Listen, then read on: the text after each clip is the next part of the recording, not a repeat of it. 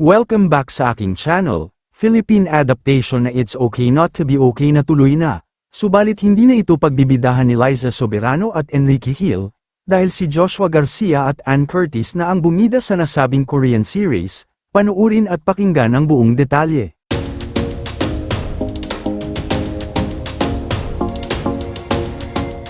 Finally ay natuloy na nga ang Philippine adaptation na Korean TV series na It's Okay Not to Be Okay.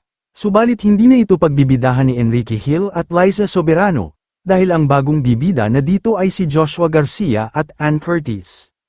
Matatandaan kasi na sina Liza Soberano at Enrique Hill ang originally na bibida sa nasabing Philippine adaptation TV series, subalit nang dahil nga sa binuwag ni Liza ang tambalan nila ni Ken, ay nak-cancel ito. Kaya naman naghanap ang ABS-CBN management na babagay na bibida sa nasabing Korean series, napapalit kina Liza at Ken. At ito nga ay si Ann Curtis at Joshua Garcia, na ngayon ay malapit nang ipalabas sa television na mapapanood din sa Netflix sa July 18. Maraming fans naman ng Liz Ken ang nalungkot dahil sila sana ang inaasahan nila na gaganap, pero marami din ang natuwa sa mga fans ni Ann at Joshua, dahil mukhang magiging maganda daw ang kanilang chemistry. Samantala, matatandaan sa naganap na grand media launch ni Ann Curtis sa bago niyang serye sa ABS-CBN, ang It's Okay to Not Be Okay, makikita ang kanyang kaba at saya.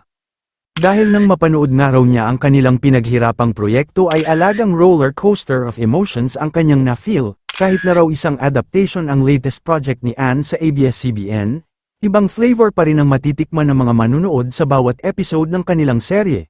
Mapapanood na ang It's Okay to Not Be Okay simula sa July 18 sa Netflix, July 19 sa I1TFC, at July 21 sa Kapamilya Channel, Jeepney TV, at TV5 tuwing 8:45 p.m. Kayo mga ka-showbiz, anong masasabi nyo sa ating showbiz topic ngayon? Kung may opinion kayo ay magkomento lang kayo sa aking comment section. At syempre kung bago pa lang kayo sa aking channel ay mag-subscribe na kayo para lagi kayong updated sa mga showbiz trends na ina-upload ko. Maraming salamat po.